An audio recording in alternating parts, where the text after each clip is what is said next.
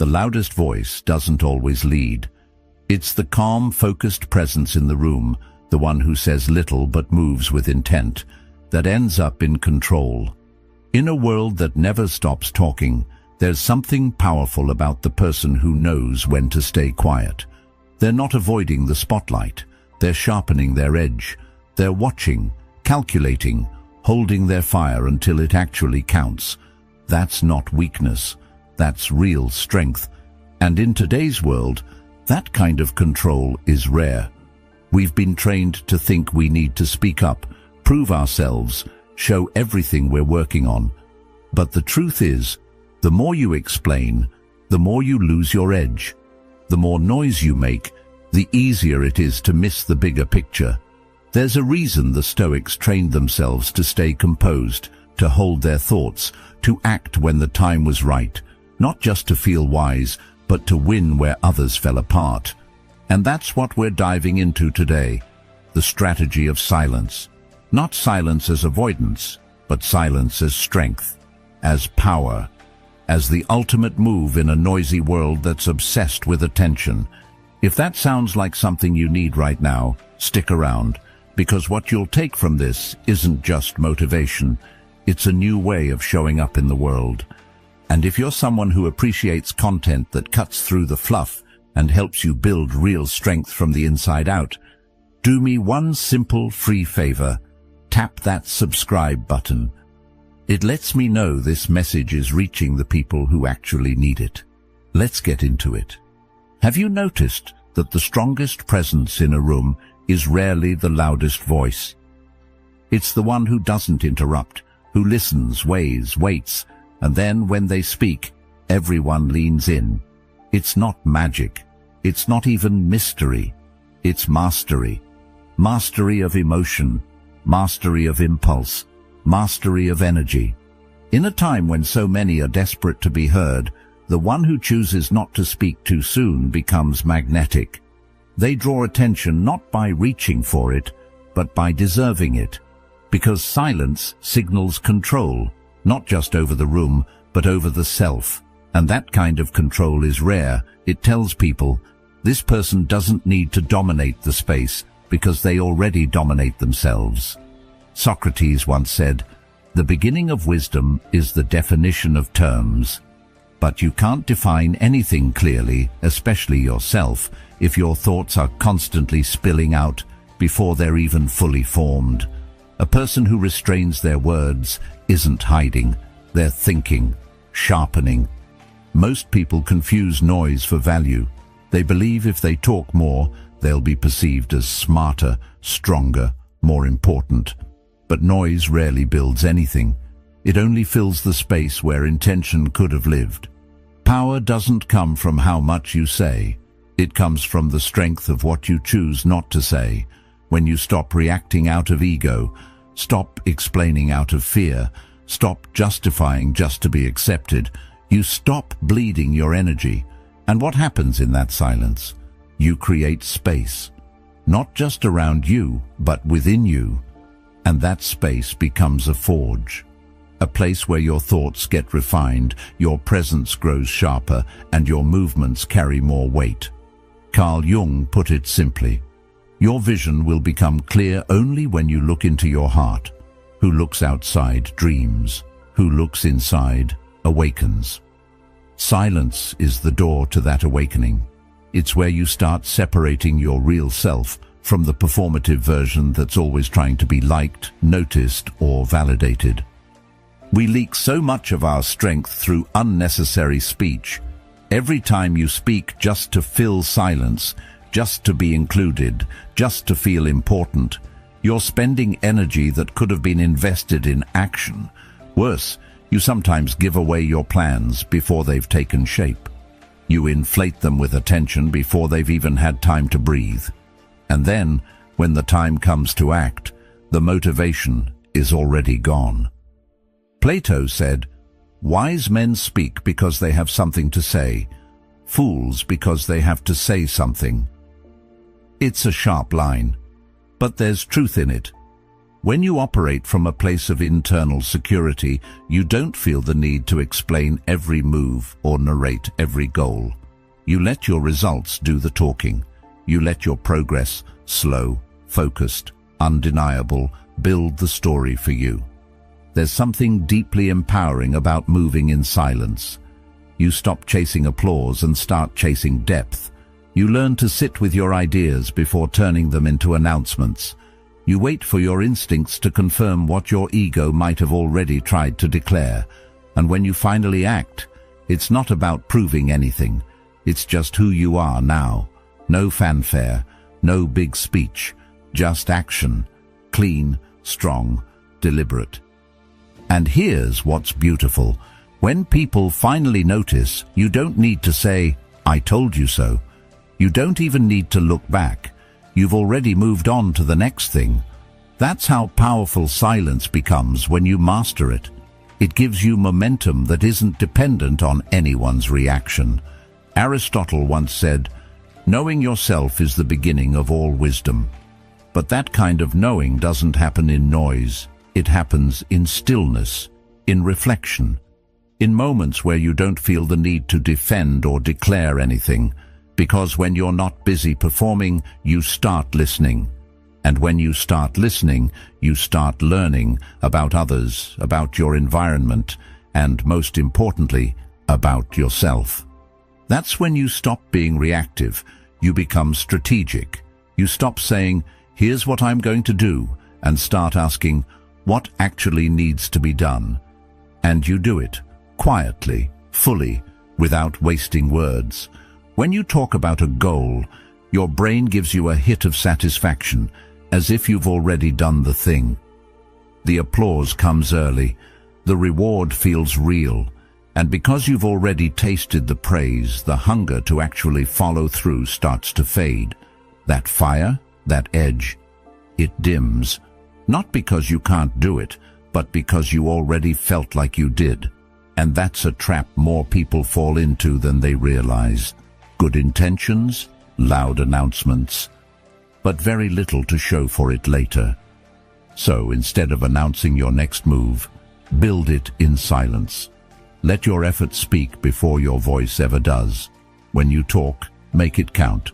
Speak only when it adds something real, something strong, something necessary. Otherwise, keep your focus locked in and your mouth closed. That's silence. That's not weakness. That's your strategy. That's your advantage. Think of a master chess player. They don't rush. They don't get emotional. They don't try to show off. They study the board, read the room, calculate the patterns. They wait. And then, with one quiet, precise move, they flip the game. Not because they moved first, but because they moved right. That's what silence gives you. Space to think clearly, space to move wisely. This kind of discipline isn't passive. It's actually the most active mindset you can carry. It takes strength to hold your ideas close, to work without clapping for yourself, to build quietly while the world watches someone else. Silence isn't sitting back. It's being deeply involved, but with a kind of energy that doesn't leak. It's like aiming before firing instead of shooting wildly and hoping something lands. Carl Jung once said, "Who looks outside dreams. Who looks inside awakens." You can't build anything meaningful if your energy is always pointed outward, toward other people's opinions, toward empty praise, toward the need to be seen. Silence is the turn inward. It's where you stop reacting and start creating, where you stop proving and start building. When you don't feel the need to broadcast every thought or declare every intention, you take back control. Your focus becomes sharper. Your decisions become more intentional. You move with purpose instead of impulse. And when the results finally arrive, they're undeniable, because they weren't just talked about, they were earned. Plato believed that the measure of a man is what he does with power, and true power begins with self-control. Not just over what you do, but over what you say, over what you reveal, over how much of yourself you give away before the work is done. Every time you speak, you give people a piece of your inner world. So why not wait until it's something worth handing over? This isn't about secrecy or paranoia. It's about energy, focus, direction. The quiet builder will always outlast the noisy dreamer, because while one's talking, the other's stacking bricks. While one's gathering likes, the other's gathering leverage. Silence keeps your goals clean, your vision tight, your mind free of the clutter that comes with over-explaining or oversharing. You protect the seed while it's growing. And when it blooms, when the thing you built starts to show, it doesn't need an introduction. People feel the weight of it. They know something serious has happened, and they'll look back and realize you never even said a word. That's what makes silence powerful. It's the discipline to move without noise, to aim without warning, to build without applause, and to win without needing to shout about it. Because real power never begs to be noticed. It just arrives and changes everything.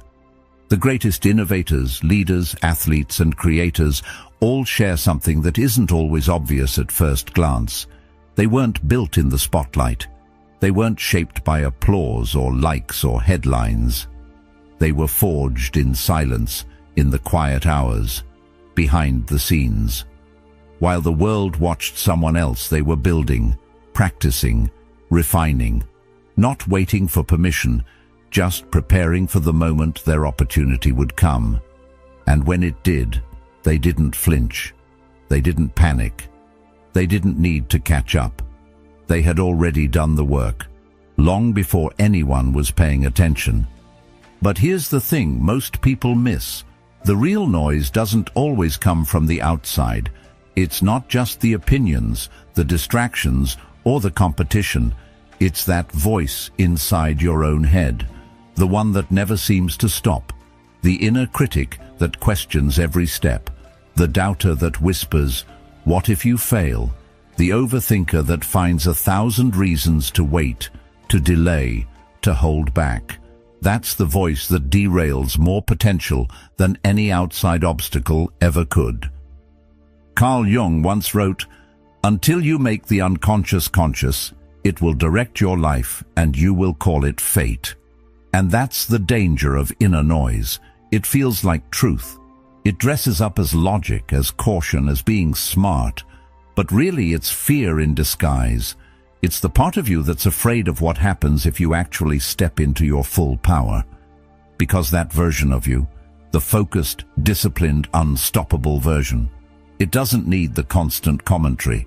It doesn't need approval. It just moves. Silence isn't just about holding your tongue in public. It's about learning to stop debating with yourself in private. It's refusing to be pulled into every mental spiral that starts with, "What if?" Because when your mind is crowded with that kind of noise, your vision gets cloudy. You miss the signs. You miss the moments that were meant for you.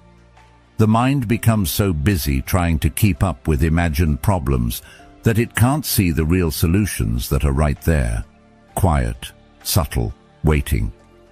When you start to silence that inner chaos, something powerful happens.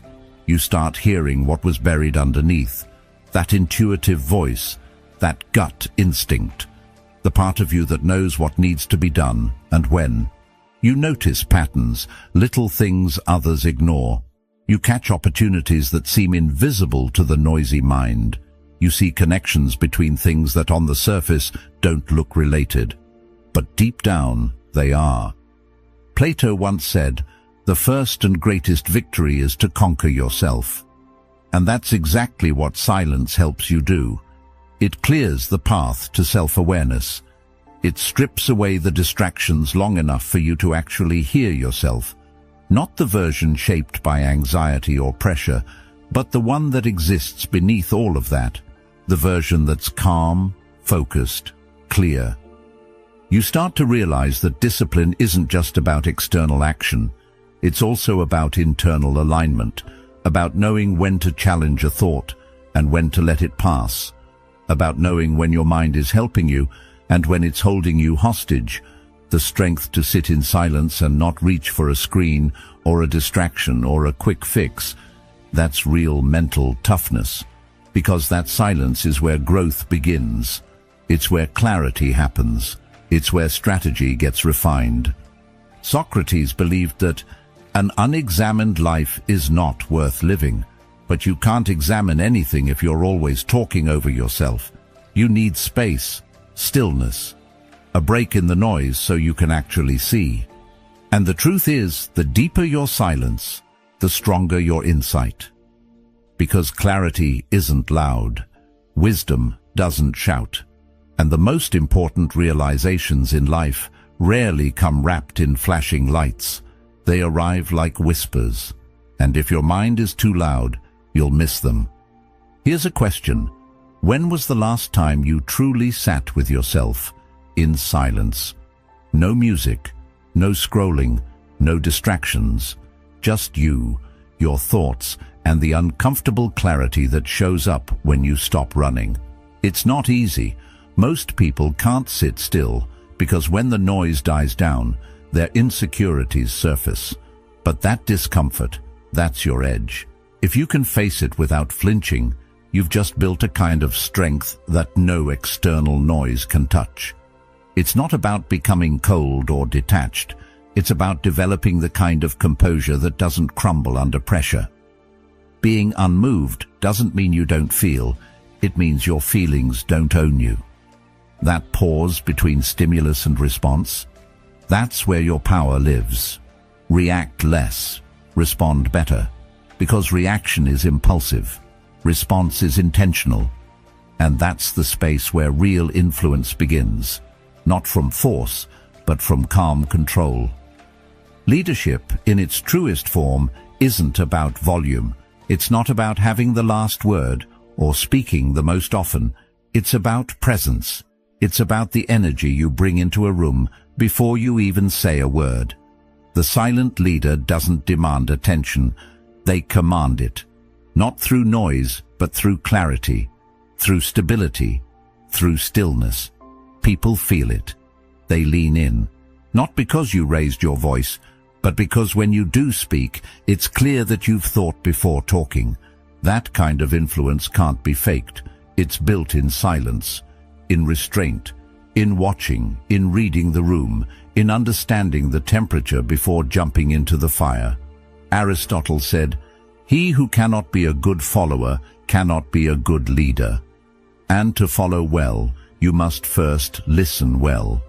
The quiet leader listens not just to reply, but to understand, to notice what others miss, to fill the gaps no one else sees because they were too busy trying to be heard. And that's the essence of using silence as strategy, not just as a personal discipline, but as a powerful tool in the real world.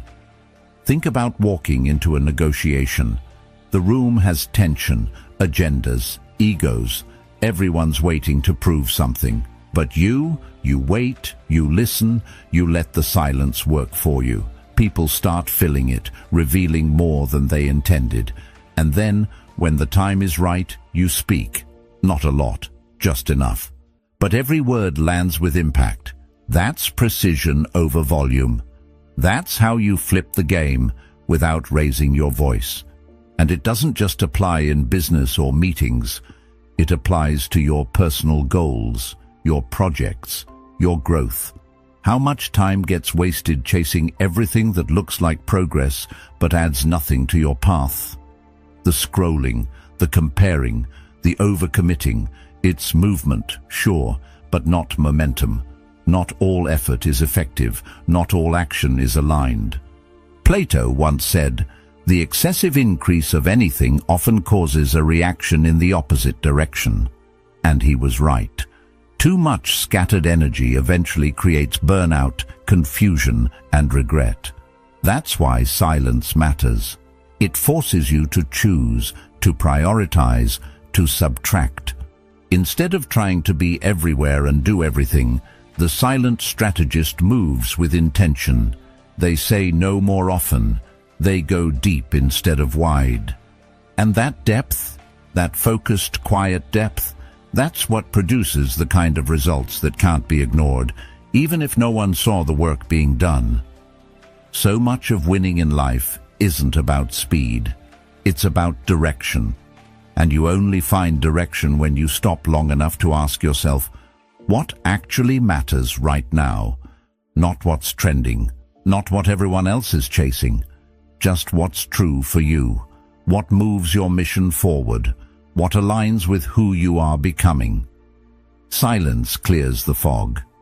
It reminds you that you don't have to respond to every stimulus, jump at every opportunity, or explain yourself every time someone doesn't understand.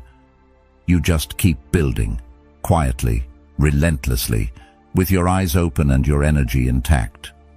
Silence teaches you something that noise never will, the value of subtraction. In a world that constantly pushes more, silence pulls you back toward less but better. It sharpens your attention. It shows you where you're leaking energy. Because every time you say yes to something meaningless, something shallow or out of alignment, you are by default saying no to something that does matter, something real, something that could have changed your life if only you had saved your time, your focus, your energy. And that's why focus is so rare, not because people don't want it, but because they're too distracted to realize what they're giving up. In a culture overloaded with options, the person who can strip things down to what truly counts has the edge. That edge doesn't come from knowing everything, it comes from knowing what to ignore. But subtraction doesn't only matter when you're feeling strong, it matters even more when doubt creeps in, when you're in that foggy place, unsure of your next step, when clarity feels just out of reach. Those are the moments that reveal who's trained themselves to sit still and who scrambles for a quick fix. Because silence, in those moments, isn't a void. It's a mirror. It reflects back the version of you that's been buried under distraction. It strips away the filters. No applause, no opinions, just you looking at the truth of who you are and who you're not.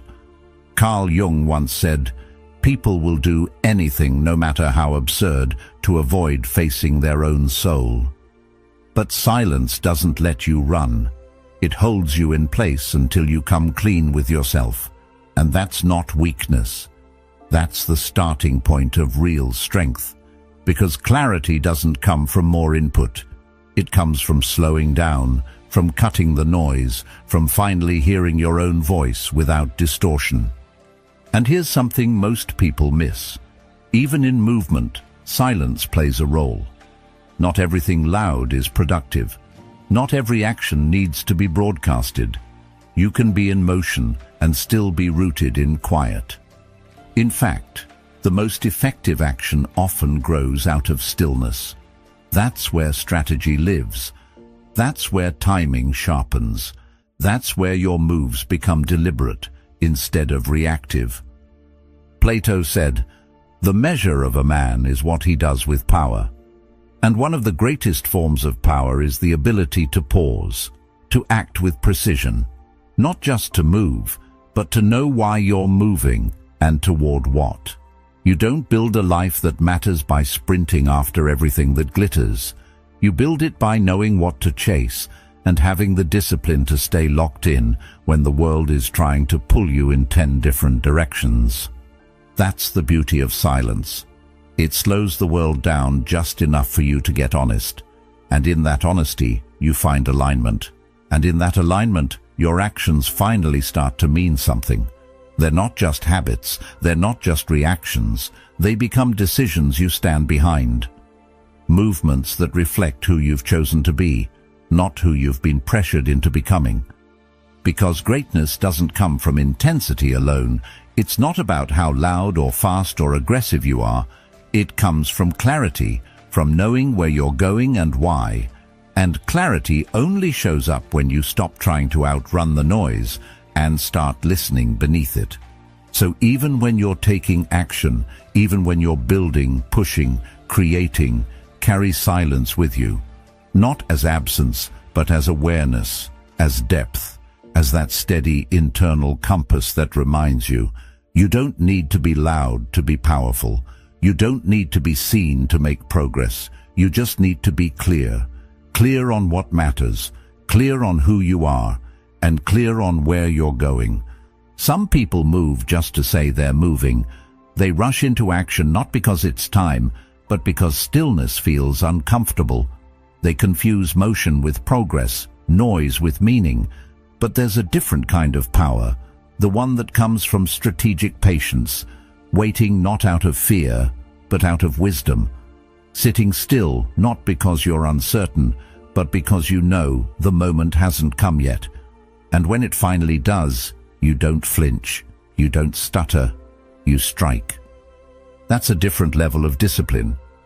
To know how to act is one thing, but to know when, and to wait until that moment, without folding under pressure, that's real strength. Because when you act from a place of stillness, your movement is clean. There's no hesitation, no need to explain it to anyone. You're not looking for approval. You're not asking for permission. You're just ready. And when it's time to go, you go all in. No hedging, no second guessing, no extra commentary to soften the blow or gather applause. You just move with full force, full clarity, full conviction. That kind of action, rooted in silence, refined in discipline, it doesn't just make a dent, it leaves a mark, it lands, and more importantly, it lasts. That's the kind of impact most people miss, because they're too busy chasing attention. They want to be seen, heard, celebrated. But here's the truth. Fame is loud and temporary. It requires constant noise to stay alive.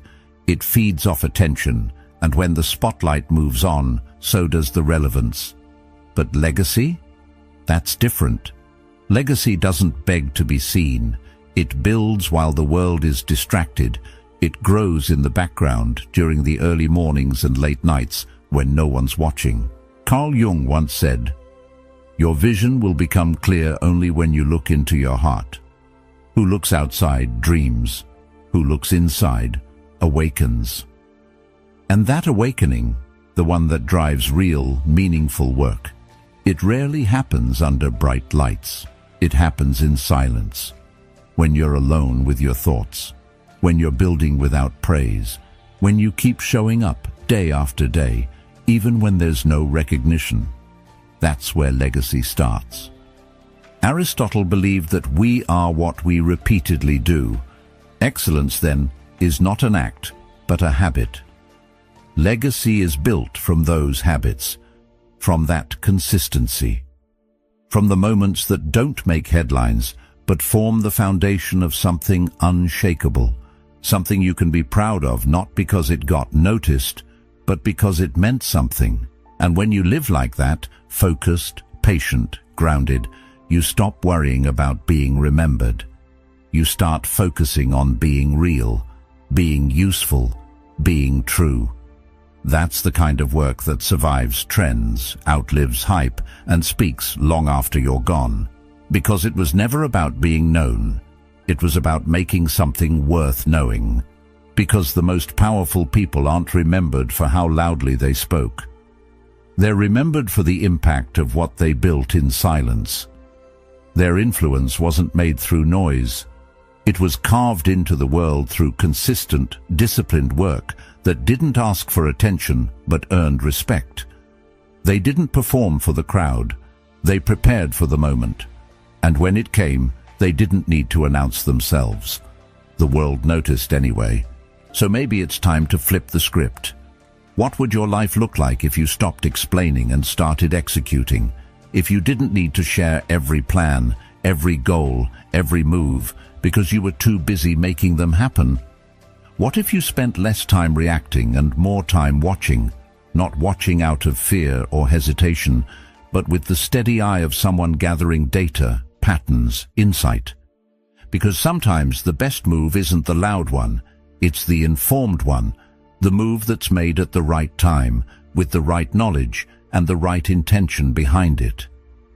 Plato once said, "Wise men speak because they have something to say, fools because they have to say something."